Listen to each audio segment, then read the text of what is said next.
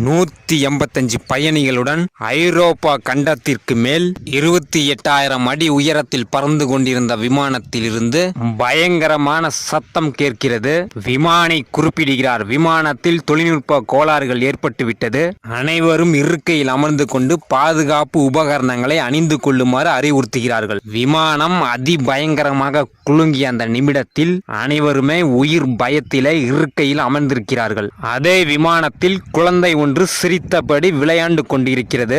விமானத்தில் பயணம் மேற்கொண்ட நபர் குழந்தையை பார்த்து, விமானம் விபத்தை சந்திக்க இருக்கிறது, உனக்கு எந்த பயமும் இல்லையா என்று கேட்கிறார். இந்த விமானத்தை ஓட்டுவது என்னுடைய தந்தை என்று குறிப்பிட்ட சிறுமி, என் தந்தையின் மீது நம்பிக்கை இருக்கிறது, நிச்சயமாக விமானத்தை பத்திரமாக தரையிறக்குவார். அதேபோல் விமானமும் பத்திரமாக தரையிறங்கியது. இதை எதற்காக குறிப்பிடுகிறேன் என்று நீங்கள் கேட்டீர்கள் என்று சொன்னால், மனித வாழ்க்கை